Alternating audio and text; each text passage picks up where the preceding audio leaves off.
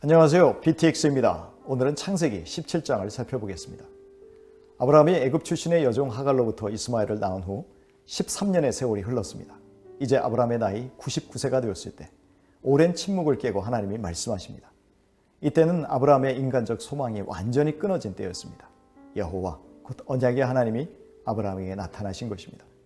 여호와 하나님은 당신을 엘샤다이 곧 전능하신 하나님으로 선언하십니다. 하나님은 당신 스스로를 전능하다고 선언하시고는 하나님 앞에서 완전하라고 요구하십니다. 아브라함에게 요구하시는 것은 과거에 하나님과 동행했던 에녹과 노아와 같이 하나님께 순종하면서 의롭게 되라는 말씀입니다. 하나님 앞에서 벗어나서 자기 마음대로 살지 말라는 말씀입니다. 게다가 2절에서 하나님은 전능하신 하나님으로서 아브라함을 크게 번성하게 하시겠다고 약속하십니다. 그런데 이 9절에서 크게라는 말이 강조의 강조입니다. 매우 또 매우 크게 또 크게, 즉 아주 엄청나게 상상할 수 없이 크게라는 말입니다. 이렇게 하나님은 먼저 믿으라고 약속부터 주십니다. 그것도 보통 약속이 아닙니다. 엄청난 약속입니다. 그리고 하나님이 우리에게 요구하시는 것은 믿음입니다. 아직도 여전히 하나님의 전능하심이 증명되지 않았어도 그저 말씀을 굳건히 믿고 신앙생활 하라는 것입니다. 바로 거기에 완전함의 비결이 있기 때문입니다. 그것이 하나님과 동행한다는 말의 의미입니다. 지금도 우리의 삶에서 뭔가 돌파구가 생기지 않아 하나님의 약속이 실현되지 않아도 곁길로 가지 말라는 것입니다. 전능하신 하나님 말씀을 믿고 신앙생활하라고 하십니다. 아브라함이 엎드렸다는 말은 하나님의 말씀에 조용히 순종하는 태도를 의미합니다. 아브라함이 땅에 엎드린 것은 일종의 종교의식으로서 하나님에 대한 경건의 표현이며 하나님의 약속을 순순히 받아들인다는 수용의 자세요. 또는 놀라운 하나님의 축복에 철저히 복종하겠다는 맹세의 표시이기도 합니다. 이것이 믿음입니다. 그럴 때 하나님이 언약의 말씀을 구체적으로 이어가십니다. 만약 이 말씀을 받아들이지 않으면 하나님이 구체적인 청사진을 제시할 수 없는 것이죠. 구체적인 청사진이 먼저가 아니고 먼저 전능하신 하나님에 대한 믿음을 갖는 것입니다. 이어서 엎드려 있는 아브라함을 크게 번성하게 하시겠다고 하신 2절의 약속을 4절에서 구체화시켜서 말씀하십니다. 열국의 아비, 즉 여러 민족의 조상이 되게 하시겠다는 것입니다. 그런데 이 언약은 이제 그 범위가 한 차원 더 높아집니다. 그저 한 민족의 조상 정도가 아니라 여러 민족의 조상이 되게 하시겠다는 것입니다. 그래서 이름조차도 거기에 걸맞은 이름으로 아예 바꿔주시는 것이죠. 아브라함은 존귀한 혹은 위대한 아버지라는 뜻입니다. 이제 존귀한 아버지에서 아브라함, 즉 여러 민족의 아버지로 그 아이덴티티가 바뀌는 것입니다. 하나님이 아브라함을 엄청나게 번성하게 하심으로 그 후손들 중에서 많은 민족들이 생성된다는 것입니다. 그리고 그 민족들 중에서 왕들이 나와서 많은 민족을 다스리게 된다고 하십니다. 하나님은 이제 아브라함이 수많은 민족의 조상이 된다는 확대된 축복의 내용을 선언하십니다. 이제 아브라함에게 더 확대된 인생의 전환점이 될 것이라는 예고입니다. 왜냐하면 이름의 변화는 그 사람의 인생의 변화와 관계에 있기 때문입니다. 그리고 이 언약은 조상과 후손이 모두 하나님의 언약의 대상이 됩니다. 하나님은 후손에 대한 약속과 더불어 영원한 기업에 대한 약속을 주십니다. 그 땅과 후손을 통해서 이스라엘의 생명이 이어지게 하시겠다는 것입니다. 할례는 하나님의 언약의 징표입니다. 하나님은 아브라함과 아브라함의 후손들 중 남자들이 대대로 이 언약을 지킴으로 영원한 언약을 세우신 하나님과 특별한 관계를 유지하게 하신 것입니다.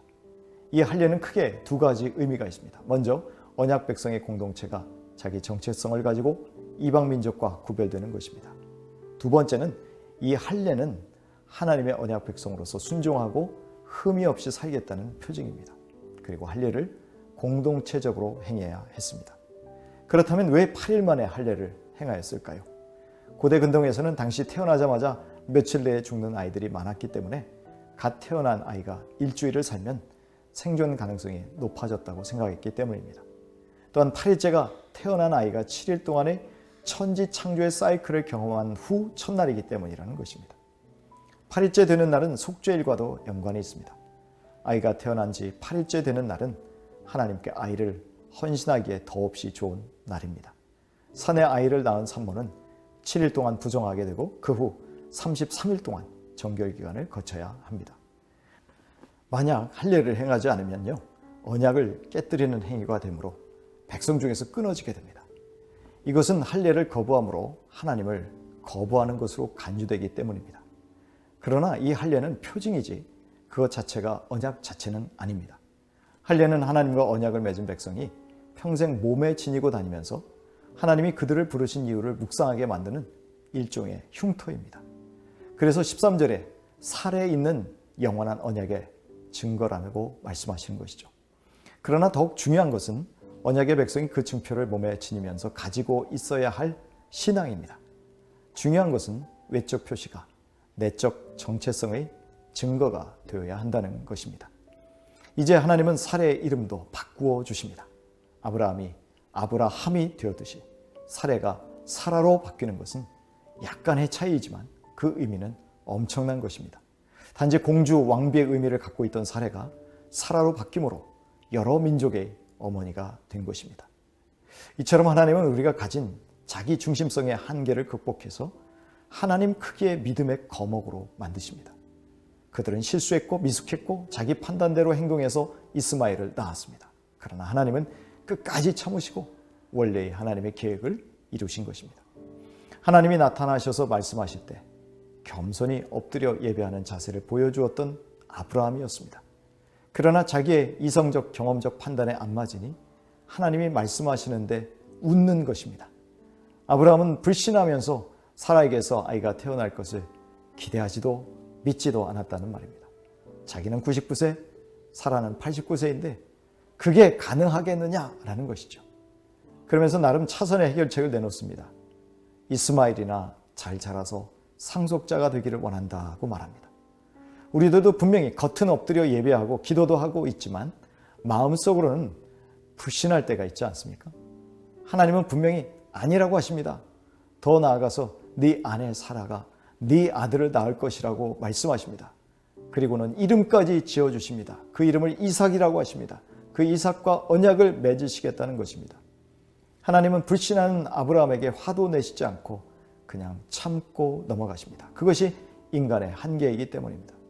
동시에 당신의 때에 반드시 하시고자 하는 일을 이루어 가십니다. 하나님의 인내, 의지, 관용 때문에 역사는 이루어지는 것입니다.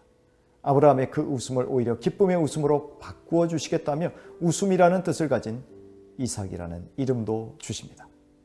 이어서 아브라함이 실수로 낳은 아들 이스마엘도 아브라함의 자손으로서 큰 복을 받을 것이라고 약속해 주십니다. 하나님은 아브라함에게서 태어난 자식을 귀중히 여기셔서 그로 하여금 큰 나라를 이루시겠다 말씀하십니다. 이렇게 하나님은 인간의 실수조차도 선으로 바꾸시는 자비로우신 분입니다. 이것이 우리에게 큰 위안이 됩니다. 아브라함이 하나님의 명령을 믿음으로 받들어서 즉시 그날에 할례를 행합니다. 할례는 아브라함과 이스마엘과 이방에서 온 종들이 모두 받습니다.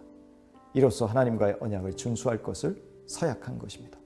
하나님의 언약을 믿으니 하루도 늦추지 않습니다. 온 집안의 남자들에게 빠짐없이 그날 행합니다. 우리에게 가장 절망적일 때가 주께서 일하실 가장 최적의 때임을 기억하고 끝까지 전능하셔서 언약을 이루시는 엘샤다이 하나님을 믿고 기적을 체험하시는 저와 여러분이 되시기를 축복합니다.